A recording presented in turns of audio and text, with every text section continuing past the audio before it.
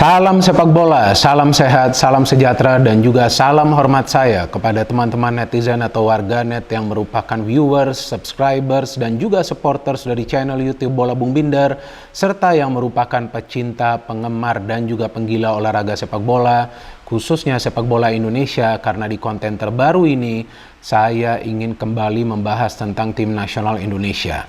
Kali ini saya ingin membahas tentang tim nasional Indonesia U19 yang akan segera mulai bertanding di Piala AFF U19. Yang kita tahu bahwa tim nasional Indonesia U19 akan bermain di Stadion Patriot Candrabaga, Bekasi. Artinya mereka akan bermain di tanah air. Ya, ini tentu adalah momen bagi kita untuk mendukung secara aktif dengan cara yang positif agar timnas Indonesia U19 bisa mendapatkan prestasi, yakni menjadi juara. Banyak yang mengatakan bahwa sebetulnya AFF U19 ini tidak penting. Kalau menurut saya, mereka yang menganggapnya seperti itu keliru. Karena inilah momen bagi para pemain muda untuk mendapatkan pengalaman di sebuah turnamen internasional, meskipun masih di kawasan Asia Tenggara. Tapi ini kan adalah turnamen internasional. Jadi sangat penting juga bagi para pemain muda kita mendapatkan pengalaman, mendapatkan jam terbang di turnamen internasional ini. Dan juga jangan lupa, timnas U19 ini juga akan dipersiapkan untuk bermain di Piala Dunia U20 tahun depan. Jadi ini adalah event yang sangat penting bagi para pemain, teman-teman. Dan juga bagi Coach Sintayong, agar dia bisa membentuk kerangka dari timnas U19 yang nanti juga akan bermain di Piala Dunia U20. Walaupun dari segi materi pemain nanti bisa saja berubah. Karena kan Coach Sintayong ini kita tahu adalah pelatih yang profesional ya teman-teman. Menurut saya ya 110% lah profesional. Jadi dia tidak kompromi dengan pemain yang tidak bisa memberikan yang terbaik bagi timnas Indonesia, bukan saja dari segi skill, tapi juga perlu stamina yang prima dan juga fisik yang kuat. Artinya setiap pemain yang dia pilih harus berjuang mati-matian di atas lapangan. Itu yang dia inginkan. Dan itu juga yang kita inginkan kan teman-teman, agar timnas kita bisa mendapatkan prestasi. Apakah itu di level senior ataupun di level junior. Tentu kita ingin agar timnas kita kembali menjadi juara. Apakah itu masih untuk sekarang ini di level ASEAN atau nanti di level Asia. Perlahan-lahan jika memang Coach Sintayong tetap dipertahankan untuk jangka waktu yang lama, ya mungkin saja nanti jika kontraknya diperpanjang, ya saya pikir bukan tidak mungkin lah timnas kita juga nanti akan bersaing di level Asia. Ya teman-teman sudah melihat apa yang bisa dilakukan oleh Coach Sintayong kan. Ya setelah belasan tahun kita gak lolos ke Piala Asia, timnas Indonesia senior bisa lolos ke Piala Asia. Nah sekarang ini nih teman-teman, di AFF U19 ya ini juga momen bagi Coach Sintayong untuk bisa membenahi performa dari pertama para pemain secara individu dan juga secara timnas U19. Nah yang menarik kan bahwa timnas Indonesia U19 ini berada di grup yang sangat amat berat ya. Ya ini bukan hal yang baru sih. Baik timnas Indonesia senior ataupun U23 ataupun U19 ya biasalah berada di grup yang berat. Di Piala AFF lalu kan, tahun lalu timnas Indonesia senior juga berada di grup yang berat, tapi ternyata bisa menjadi juara grup, bahkan bisa sampai ke final. Oke lah kita kalah, tapi kan kita bisa melihat bahwa para pemain berjuang habis-habisan dan juga saya melihat disiplin dari para pemain luar biasa ya.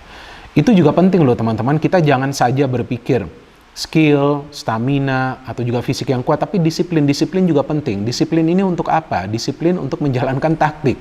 Jadi jangan menyimpang dari instruksi pelatih, agar permainan itu bisa rapi dan juga bisa kolektif.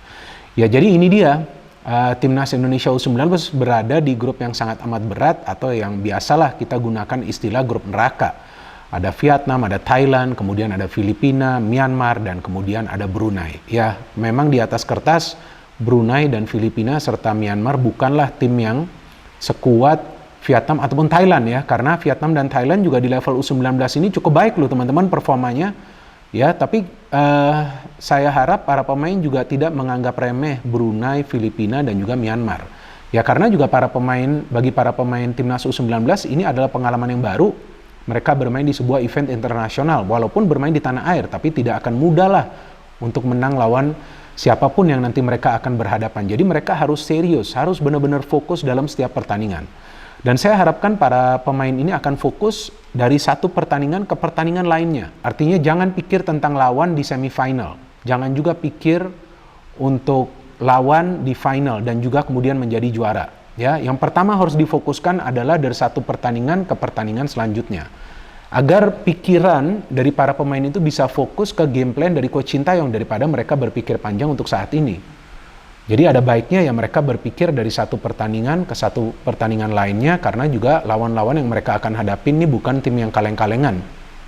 Dan juga satu hal yang perlu kita paham bahwa timnas U19 ini kan belum lama dibentuk. Ini bukan timnas U19 yang pernah dibawa oleh Coach Sintayong dulu ya ke Kroasia dan juga sempat ke Spanyol ya untuk menjalani TC dan juga uji coba. Ini tim yang baru, banyak pemain baru.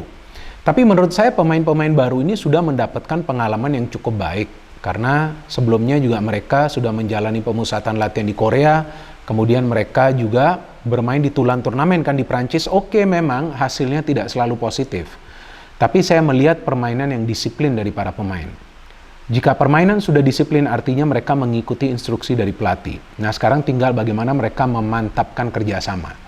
Ya, tanpa kerjasama, ya berkali-kali kan saya sudah tegaskan ya, jangan juga bermimpilah untuk mendapatkan prestasi. Kalau bisa bermain secara kolektif, disitulah kita akan bisa mendapatkan prestasi dan hasil-hasil akhir secara positif. Karena baik Vietnam dan juga Thailand adalah dua tim yang mengandalkan permainan kolektif.